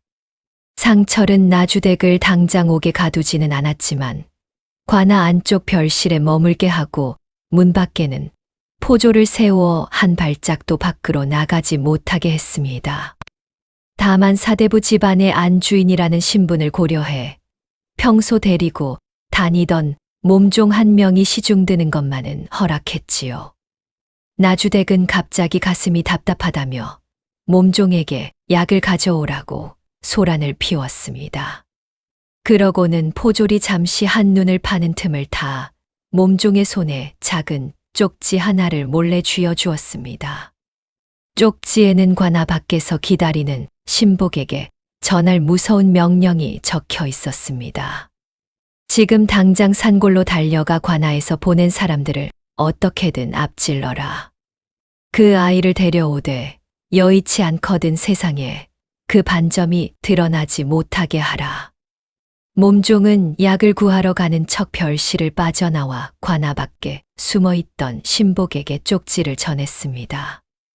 나주댁의 명을 받은 신복은 사람들의 눈을 피해 곧장 산골로 내달렸습니다. 하지만 이번에는 하늘이 윤슬의 편이었지요. 관아에서 보낸 사람들이 이미 한 발 앞서 윤슬을 데리고 관아로 오는 길이었기 때문입니다. 나주댁의 신복은 텅 빈 오두막만 확인하고 허탕을 치고 말았습니다. 그러는 사이 관아에서는 또 다른 반전이 준비되고 있었습니다. 옥에 갇힌 방판돌은 시간이 갈수록 마음이 흔들렸습니다. 나주댁은 입을 다물면 처자식을 돌봐주겠다 했지만 방판돌은 그 약속을 믿을 수 없었지요. 나주댁 같은 여인이라면 일이 끝난 뒤 입막음을 위해 자신을 죽일 수도 있었으니까요. 오히려 진실을 털어놓고 죄를 뉘우치는 편이 살 길일지도 몰랐습니다. 방판돌이 갈등하고 있을 때 상철이 옥으로 찾아왔습니다. 방판돌, 내게 마지막으로 묻겠다. 너는 지금 나주댁을 위해 죄를 뒤집어 쓰려 하고 있다. 허나 잘 생각해 보아라. 죄가 다 드러나면 나주댁이 너를 살려둘 것 같으냐? 입막음을 위해 가장 먼저 없애려 들 것이 바로 너다. 방판돌의 등줄기에 식은땀이 흘렀습니다. 상철의 말이 정확히 제 두려움을 찔렀기 때문입니다. 허나 내가 지금 진실을 밝힌다면 스스로 뉘우치고 자백한 것을 참작하여 죄를 덜어줄 수 있다. 어느 쪽이 내가 살 길인지 잘 헤아려 보아라. 방판돌은 한참을 망설였습니다. 그러다 마침내 무너지듯 고개를 떨구었지요. 날이 소인이 다 말씀드리겠습니다. 방판돌은 12년 전의 일을 낱낱이 자백했습니다. 나주댁이 갓난아이를 안고 나와 자신에게 넘긴 일, 아이를 없애라며 은자를 준 일, 그리고 얼마 전 다시 찾아와 아이를 확실히 처치하라 명한 일까지 모조리 털어놓았습니다. 소인이 큰 죄를 지었습니다. 갓난 것을 참아 죽이지는 못하고 산골에 넘겼으나 그것도 어린 것을 지옥으로 밀어 넣은 것이나 다름없지요. 이제와 무슨 낯으로 용서를 빌겠습니까? 다만 진실만은 밝히고 죽겠습니다. 방판돌의 자백으로 나주댁의 죄는 빼도 박도 못하게 되었습니다. 하지만 나주댁은 그래도 발뺌을 멈추지 않았지요. 저놈이 제 죄를 덜려고 애먼 사람을 물고 늘어지는 것이옵니다. 소인은 결단코 그런 일이 없사옵니다. 나주댁이 끝까지 잡아떼자 상철은 윤슬과 대감댁의 예타인들이 도착하는 대로 최후의 대지를 열기로 했습니다. 그렇게 나흘이 흘렀습니다. 산골로 떠났던 관아 사람들이 윤슬을 무사히 호송에 돌아왔고 대감댁으로 보냈던 전령도 대감 서시원과 당시 이를 기억하는 늙은 하인들을 데리고 관아에 도착했지요. 모든 증인과 증거가 한자리에 모이자 상철은 마침내 관아 마당에서 최후의 대지를 시작했습니다. 대감은 12년 전 죽은 줄로만 알았던 딸이 살아있다는 소식을 듣자 체면도 잊은 채 버선발로 관아까지 달려온 것이었지요. 관아 마당에 선 윤슬을 본 대감은 그 자리에 얼어붙었습니다. 저 아이가. 대감의 눈에서 눈물이 주르륵 흘렀습니다. 윤슬의 얼굴에서 12년 전 세상을 떠난 아내의 모습이 겹쳐 보였기 때문입니다. 그 맑은 눈매가, 그 갸름한 얼굴선이 영락없는 아내의 것이었지요. 상철은 예타인들을 불러 윤슬의 왼쪽 어깨를 살피게 했습니다. 저고리를 살짝 내리자 그곳에 손톱만 한 붉은 반점이 선명하게 드러났습니다. 마치 붉은 매화 한 잎을 붙여 놓은 듯한 반점이었지요. 그것을 본 늙은 하인 하나가 털썩 무릎을 꿇으며 통곡했습니다. 아기씨, 틀림없는 아기씨의 반점이옵니다. 마님 태몽의 붉은 매화가 어깨에 피었다 하여 다들 신기해했던 바로 그 반점이옵니다. 아이고, 아기씨, 살아 계셨군요. 다른 하인들도 하나같이 그 반점을 알아보고 눈물을 쏟았습니다. 도식이 내놓은 2개의 매화천 조각도 다시 한번 맞추어졌지요. 반으로 갈린 매화가 온전히 하나로 이어지는 것을 보고 대감은 오열했습니다. 이 매화 이건 분명 죽은 내 아내가 수놓은 것이오. 내 아내의 솜씨를 내가 어찌 모르겠소. 그리고 저 어깨의 반점까지 저 아이는 내 딸이오.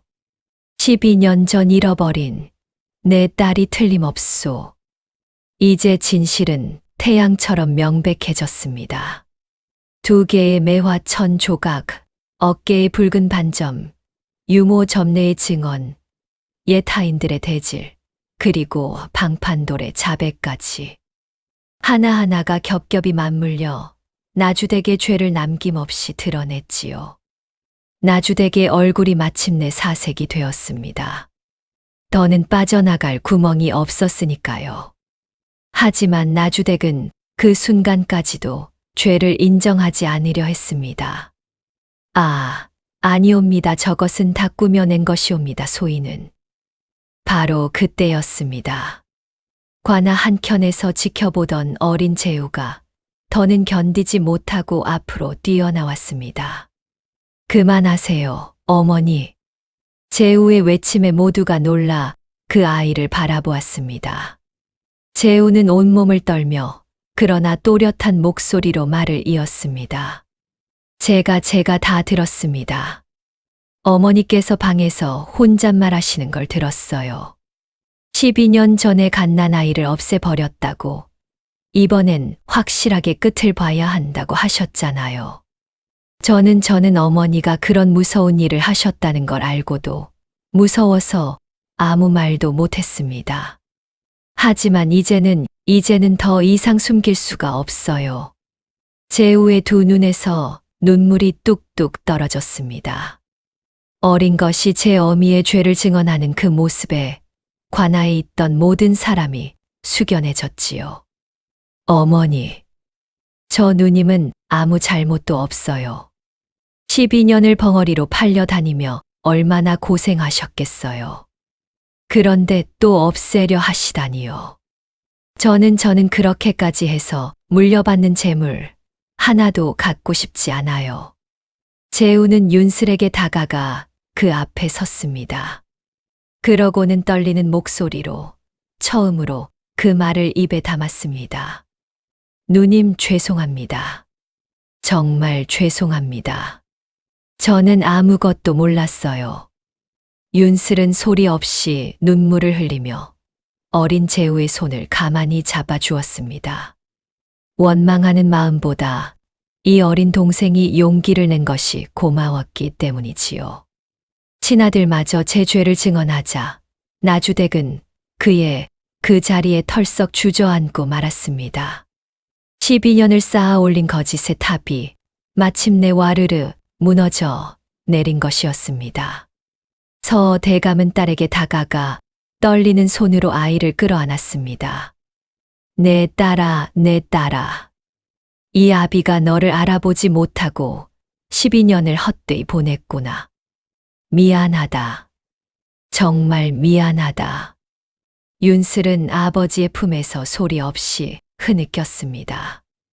말은 나오지 않았지만 그 눈물이 모든 것을 말해주고 있었지요.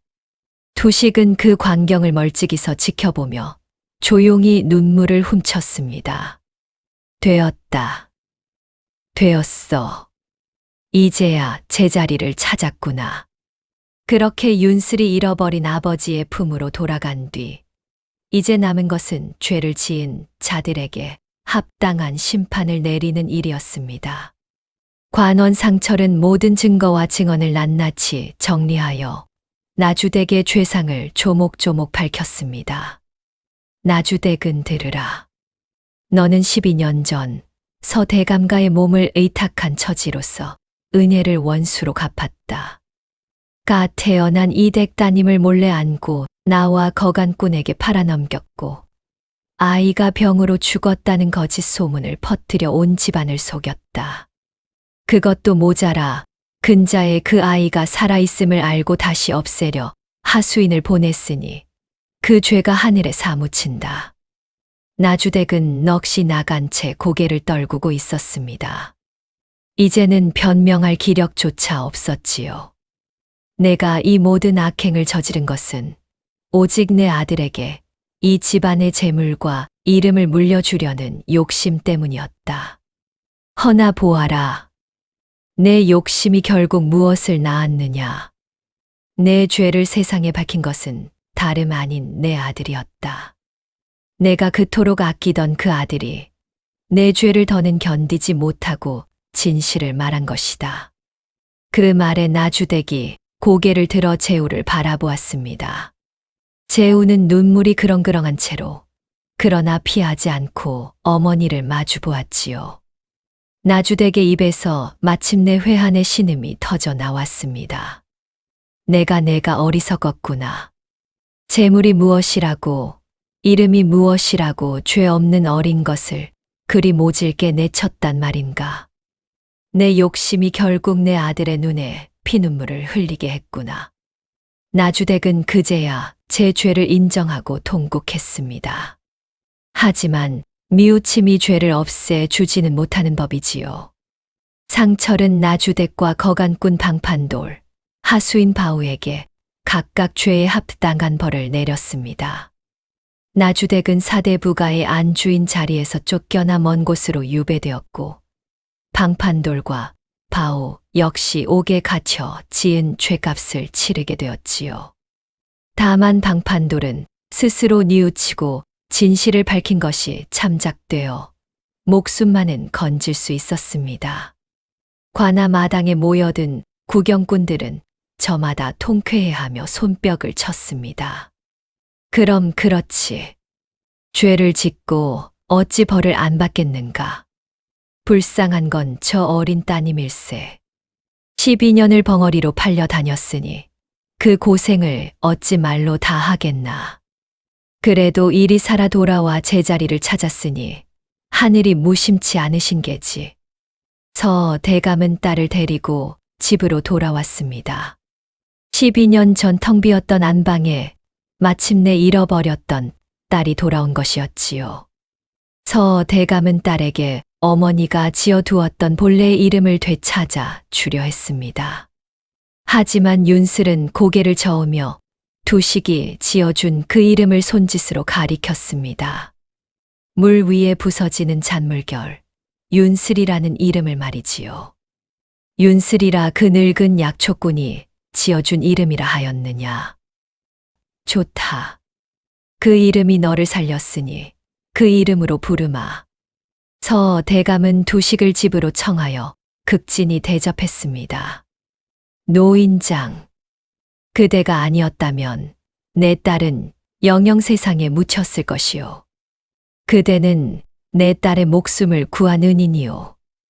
이 은혜를 어찌 갚아야 할지 모르겠소. 두식은 손사래를 쳤습니다. 과분한 말씀이십니다. 소인은 그저 딱한 아이를 거두었을 뿐입니다. 게다가 소인은 옛날 이 댁에서 종살이 하던 두식이옵니다. 옛 주인 댁의 따님을 알아본 것이 어찌 은혜라 하겠습니까? 그 말에 서 대감이 깜짝 놀랐습니다. 오라, 그대가 그 옛날 약초밭을 가꾸던 두식이란 말이오? 세상에 이런 인연이 어디 있단 말인가? 그렇다면 더욱이 남이 아니로구려. 서 대감은 두식에게 이 댁에 머물러 함께 살기를 청했습니다. 윤슬 곁에서 아이를 보살펴 달라는 것이었지요. 실은 윤슬 자신이 가장 바라던 일이었습니다. 윤슬은 두식의 소매를 붙들고 곁에 있어 달라 간절히 손짓했으니까요. 두식은 모지 이기는 척 그 청을 받아들였습니다. 늘 금악의 뜻밖의 손녀를 얻은 셈이었지요. 유모 점례 역시 다시 서 대감댁으로 돌아왔습니다. 12년 만에 아기씨 곁으로 돌아온 점례는 윤슬을 볼 때마다 눈물을 훔쳤습니다. 아기씨, 소인이 아기씨를 지켜드리지 못해 늘 죄스러웠는데 이리 살아 돌아와 주시니 이제 죽어도 여한이 없사옵니다. 윤슬은 점례를 꼭 안아주었습니다. 어릴 적 자신을 품어주었던 그 따뜻함을 아이는 어렴풋이 기억하는 듯 했지요. 어린 재우는 어찌 되었을까요? 나주댁이 유배를 떠난 뒤 재우는 홀로 남게 되었습니다. 재우는 제 어미의 죄가 부끄러워 이 집을 떠나 멀리 가겠다고 했습니다. 하지만 윤슬이 그런 재우를 붙들었습니다. 윤슬은 붓을 들어 서툰 글씨로 종이에 무언가를 적었습니다. 두식에게 배운 글자였지요. 종이에는 이렇게 적혀 있었습니다. 너는 내 동생이다. 내 잘못이 아니다. 재우는 그 글을 읽고 왈칵 눈물을 쏟았습니다. 누님 정말 저를 용서하시는 겁니까? 제 어머니가 누님께 그런 몹쓸 짓을 했는데도요? 윤슬은 고개를 끄덕이며 재우의 어깨를 다독여 주었습니다. 죄는 나주댁이 지은 것이지 어린 재우의 잘못이 아니었으니까요. 오히려 재우는 용기를 내어 진실을 밝힌 아이였습니다. 서 대감도 재우를 친자식처럼 거두어 이 집안에서 함께 자라도록 했지요. 세월이 흘렀습니다. 윤슬은 서 대감대 교수로서 반듯하게 자라났습니다. 비록 끝내 목소리는 트이지 않았지만 윤슬은 그 어떤 말보다 고운 마음씨와 지혜로 사람들의 사랑을 받았지요. 두식에게 배운 약초 지식으로 마을에 병든 이들을 돌보았고 붓글씨를 익혀 제 마음을 종이에 담아 전했습니다. 어느 봄날이었습니다. 서 대감 댁들의 매화가 활짝 피었습니다. 붉은 매화였지요. 윤슬은 그 매화나무 아래 서서 어머니가 남긴 2개의 천 조각을 곱게 이어붙인 것을 손에 쥐고 있었습니다. 이제는 온전히 하나가 된 매화 자수를 말이지요. 곁에는 늙은 두식이, 유모 점례가, 그리고 어린 재우가 함께 서 있었습니다. 12년 전 장터에서 쌀 한 가마니 값에 팔리던 벙어리 소녀는 이제 사랑하는 이들에게 둘러싸인 한 집안의 귀한 딸이 되어 있었습니다. 윤슬은 붓을 들어 종이에 제 이름 석자를 또박또박 적었습니다. 소리내어 말할 수는 없었지만 이제 아이는 제 이름을, 제 자리를, 제 사람들을 온전히 가지게 되었지요.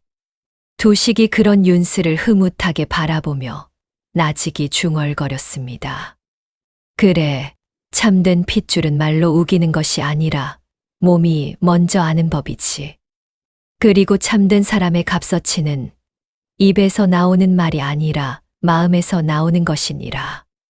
봄바람이 불어와 붉은 매화 꽃이 피 눈처럼 흩날렸습니다. 소리 없이 웃는 윤슬의 얼굴 위로 따뜻한 봄볕이 내려앉았지요.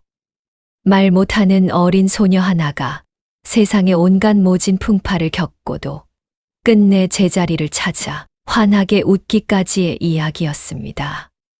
아무리 힘없고 약한 사람이라도 그 마음이 곧고 반듯하다면 하늘이 반드시 그 억울함을 굽어 살피는 법이지요. 그리고 피 한 방울 섞이지 않았어도 서로를 아끼는 그 마음이야말로 그 무엇보다 참된 인연이 아니겠습니까? 다음 영상을 빠르게 만나보시려면 좋아요와 구독을 눌러주세요. 지금 화면에 나오는 더 재미있는 영상들도 함께 해주세요. 그럼 모두 행복한 하루 보내세요. 감사합니다.